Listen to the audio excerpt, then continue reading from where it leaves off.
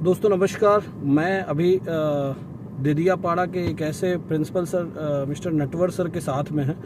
Natwar sir के बारे में सिर्फ इतना बताऊंगा कि दोस्तों कहते हैं पढ़ेगा इंडिया तो बढ़ेगा इंडिया, और शिक्षा ही जीवन का सबसे बड़ा मूल मंत्र है। और जहाँ तक शिक्षक की बात कही गई है तो कहते हैं कि शिक्षक कभी साधारण नहीं होता, प्रलय और निर्माण उसकी गोद में जन्म लेते हैं। तो आज उसका जीता जाता उदाहरण आपके बीच में है। हम आपसे ही आपके साथ में कुछ सवाल जवाब करेंगे कि आपने क्या बेहतर किया और क्या बेहतर कर रहे हैं, उसके बारे में आइए जानते हैं हम श्री नटवर सर से बात करें। तो सबसे पहले तो सर नमस्कार नटवर सर। जी नटवर सर, मैं पूछना चाहूँगा कि आप अपनी उपलब्धियों के बारे में बताइए और ये बताइए कि प्राथमिक विद्यालय को लेकर के आपके मन में क्या है और अभी आप क्या कर रहे हैं। मैं गांव में मेरा जन्म हुआ था और वहाँ ही मैं बड़ा हुआ था जी। मेरा जो प्राइमरी एजुकेशन था ना 1 से 4 कक्षा तक वो मेरे गांव में हुआ था जी। उसके बाद 5 से 7 पास में एक गांव था 3 किलोमीटर, वहाँ मैं पैदल जाता था जी। पैदल चल के जाना, पैदल आना जी। बराबर भेड़ बकरी भी चराते थे हम लोग जी। फिर उसके बाद मैं झगड़िया जो तहसील है भरूच का एक, वहाँ 8 से 10 कक्षा तक पढ़ा था जी। वहाँ तक पढ़ते पढ़ते मैंने कभी मेरा दूसरा नंबर नहीं आया जी।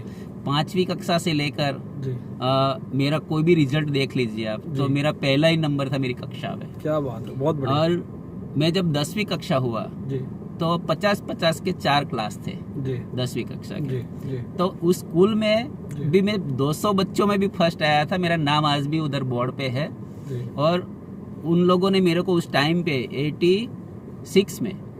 1986 में मुझे एक सर्टिफिकेट दिया था। वो सर्टिफिकेट आज भी मेरे पास है। मेरे गुजराती, हिंदी और मैथमेटिक्स में सबसे ज्यादा मार्क्स मिले थे मुझे। क्या बात। और 101 रुपया मुझे उस टाइम पे दिया था। क्या बात। उसके बाद मैंने प्राइमरी टीचर के लिए 2 साल ट्रेनिंग किया जी। और 1987 में मैं टीचर में ज्वाइनिंग किया मैंने जी। तो उस गांव, ऐसा गांव था, मेरी तमन्नाएं भी थी जी। कि ऐसा कोई गांव मिले जहां मेरी जरूरत हो, ऐसा कोई गांव हो जहां बच्चे को शिक्षा कोई देने को तैयार नहीं हो। तो मेरा सपना इसी लिए पूरा हुआ कि जो गांव में मैं गया वो शायद 200-250 घर थे, परिवार रहते थे, और उस गांव में लाइट उस टाइम में बिजली नहीं थी। तो 1987 से लेकर 2000 तक 13 साल में उस गांव में बिजली के बिना रहा। क्या बात, बहुत बढ़िया। बिजली के बिना में रहा और उस गांव के 29 कैंडिडेट्स को जीबी जो बिजली का जो फॉर्म होता है वो मेरे नाम से भरा है। ट्राइबल में सबके 1900 रुपया मेरे नाम से जमा हुए और उस गांव में 13 साल के बाद मेरे नाम से बिजली आई। क्या बात, बहुत बढ़िया। तो साथ में मैं पढ़ता भी गया, टीचर तो था ही था, बच्चों को पढ़ाता था। तो मैं पढ़ता गया। मैंने 10वीं कक्षा के बाद प्राइमरी टीचर ट्रेनिंग ली थी 2 साल बड़ौदा में। उसके बाद मैंने अंकलेश्वर से 12वीं कक्षा की एक्सटर्नल एग्जाम दी और मैं वहाँ 50% से पास हो गया। उसके बाद नडियाद मैंने बीए किया गुजराती, हिंदी और कंपलसरी सब्जेक्ट इंग्लिश के साथ में। बीए के बाद मैं वहाँ रुका नहीं, उसके बाद मैं आगे पढ़ा, एमए किया मैंने अहमदाबाद से।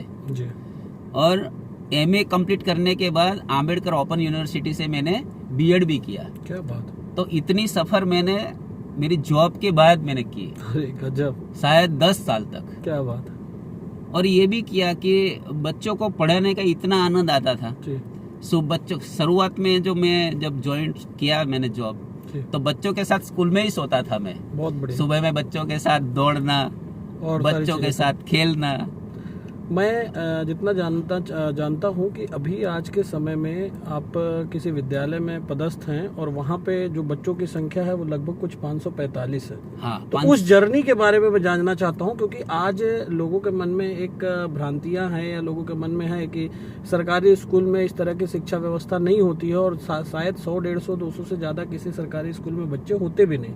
लेकिन आपके वहाँ ये 550 बच्चे हैं। इसकी जर्नी क्या रही और उसको कैसे आपने फुलफिल किया और आज उस जर्नी को कैसे जी रहे हो और क्या समझ रहे हो, उसके बारे में थोड़ा जानना चाहेंगे। ये जो स्कूल है वो दिदियापाड़ा तहसील की निवालदा प्राइमरी स्कूल है जी। वो गवर्नमेंट स्कूल है जी।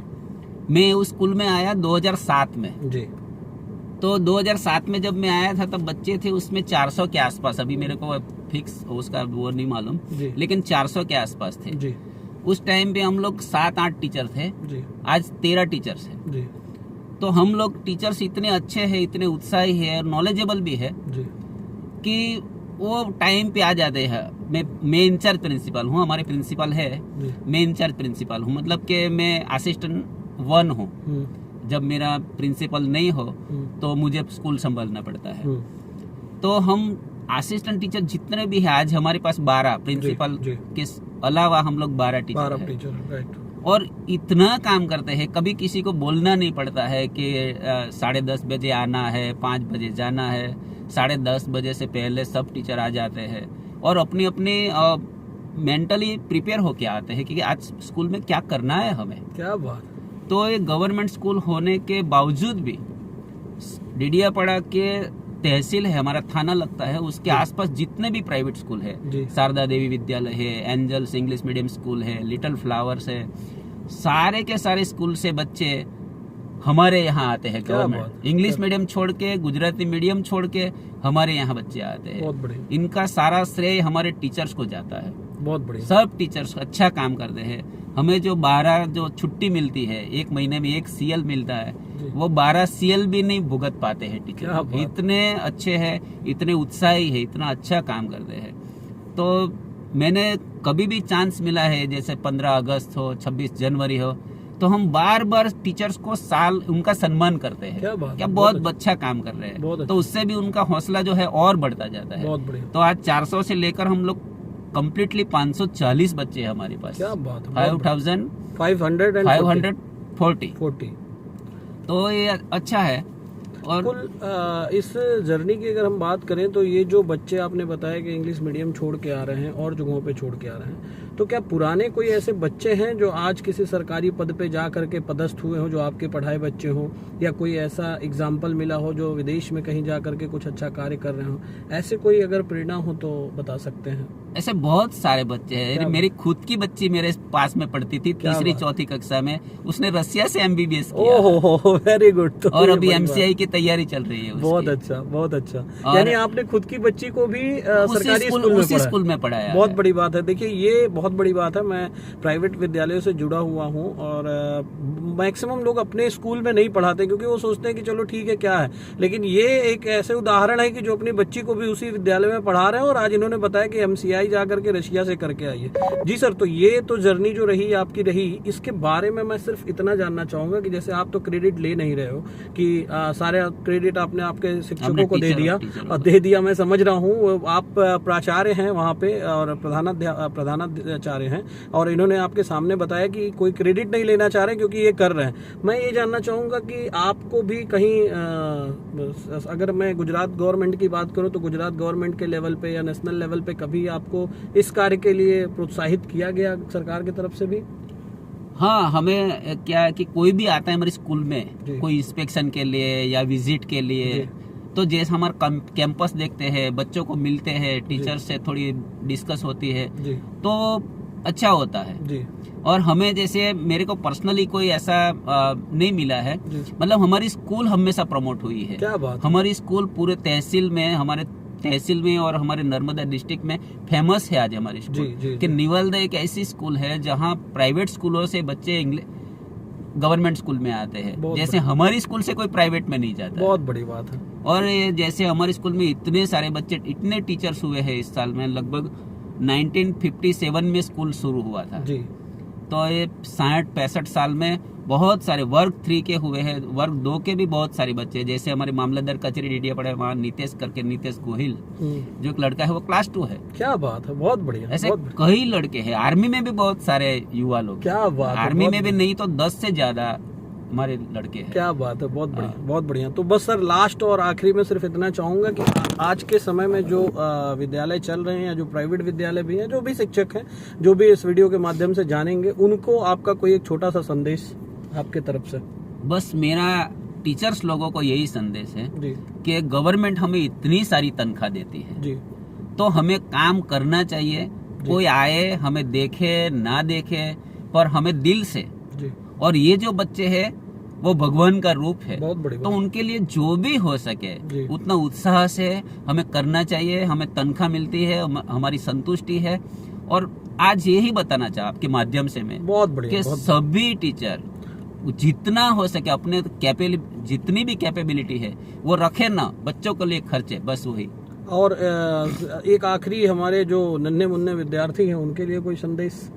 बस बच्चों को यही बोल रहे हैं कि बच्चों, आपकी पढ़ने की उम्र है तो पढ़े, अच्छे से पढ़े। जब आपके टीचर अच्छे से आपको खेलने के लिए जाते हैं, गाना गाते हैं, आपके साथ खेलते हैं, आपको स्कूल में खाना मिलता है, सारी शिक्षा मुफ्त मिलती है, तो पढ़ लीजिए। बस आपका पढ़ने का टाइम है, पढ़ोगे तो हमारे जैसे बनेगे, हमसे भी आगे जाओगे, यही बोलूंगा मैं बच्चों तो सारे दर्शकों को बताते हुए मुझे भी बड़ा खुशी हो रहा है कि आज मैं एक ऐसे व्यक्ति के साथ में हूं जो इस तरह की शिक्षा को लेकर के आगे बढ़ रहे हैं। और शिक्षा जो हमारे भारत की रीढ़ की हड्डी हुआ करती थी, गुरुकुल पद्धति, आप सभी को पता है कि भारत गुरुकुल देश पढ़ा जाता था। और जब लॉर्ड्स मैकाले ने हमारे देश पे कब्जा करने की नीति नियत सोची थी तो उस समय उन्होंने सबसे पहले हमारे शिक्षा की रीढ़ पे ही वार किया था। लेकिन आज उस शिक्षा को एक अलग लेवल पे ले जा करके वापस उस शिक्षा को नई दिशा में ले जाने का काम कर रहे हैं हमारे बीच में नटवर सर। आपसे बात करके बहुत अच्छा लगा, थैंक यू आपका।